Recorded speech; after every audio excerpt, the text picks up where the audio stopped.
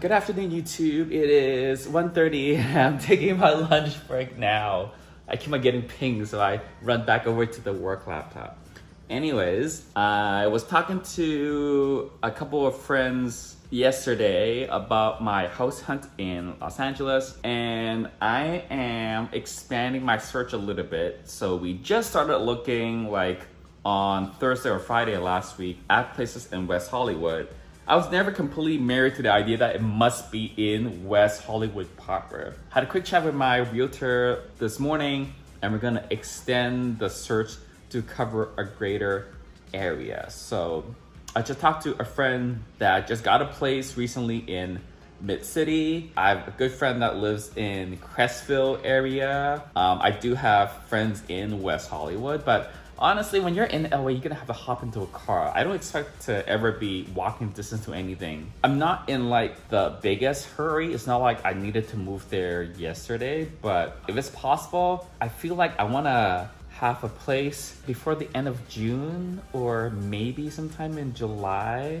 I don't think I can wait too much longer. Or as long as I get my ass down there, maybe sometime during June, and maybe just crash somewhere for a few weeks, or get an Airbnb for a month or two. Okay, I'm taking a little break from work because I think I need to order groceries. When's the last time I ordered groceries? April 23rd.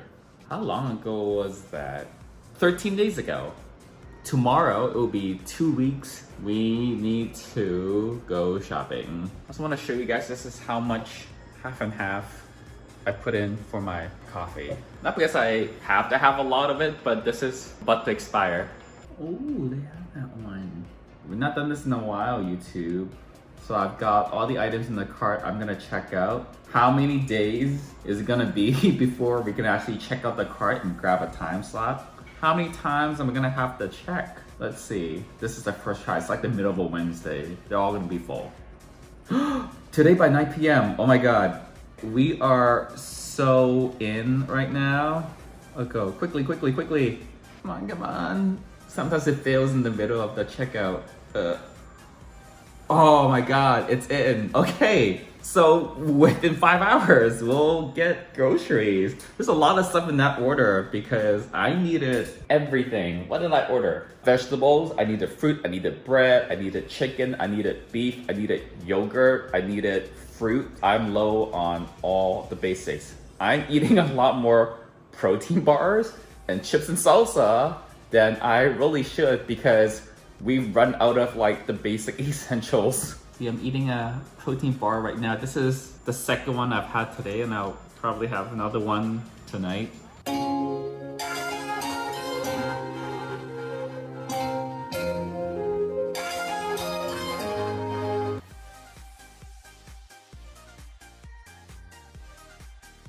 Okay, it is just before 8 o'clock, and the groceries have arrived.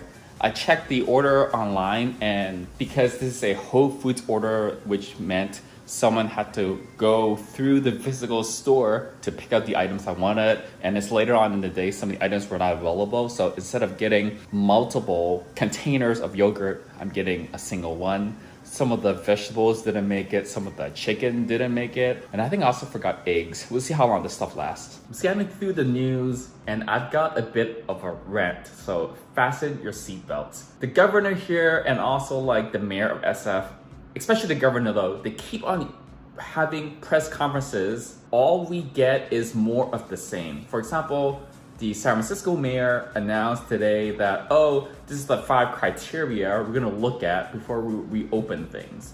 But my view is, every time you guys have a press conference, the news covers it. And it's all the news covers these days whenever the government makes an announcement about something coronavirus related. That means everyone is watching because the news is only about that. And the expectation from people now is oh, some government figure is making an announcement. Are they gonna announce when we're gonna reopen? And it's always no, they're not. Just have less press conferences unless you have something actually useful for the greater public to know. This SF press conference today, that's these are the 5 metrics we're looking at. These are the same kind of metrics you people have been regurgitating for weeks and weeks and weeks and weeks and weeks. why have this press conference? And like, is she even wearing a mask at this stupid thing? Yeah, she's not even wearing a mask at this stupid thing. And there's like 2 people standing right behind her. That's why like the news is getting to the point where it's not helpful for a lot of people anymore. Don't have press conferences unless there are actual updates to give people. Because people are so eager to get out. They're so eager to wait for the news on when restrictions are gonna get lifted that every time you have a press conference, it gets their hopes up. You guys are always announcing nothing. So just don't have the press conference. All right, I'm about to do commenting on your comments, but right before I do that, someone requested for song of the day to return. So right now we'll do a song of the day. Haven't heard this in a long time.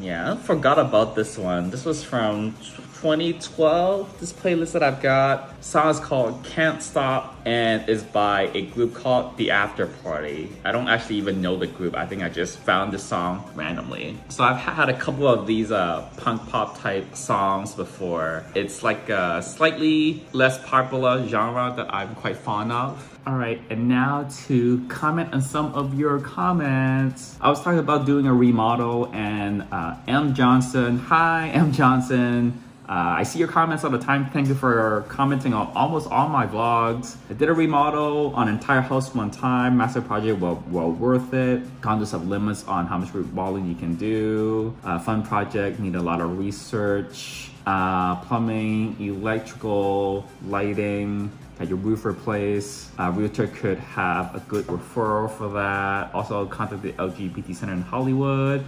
Good advice, thank you.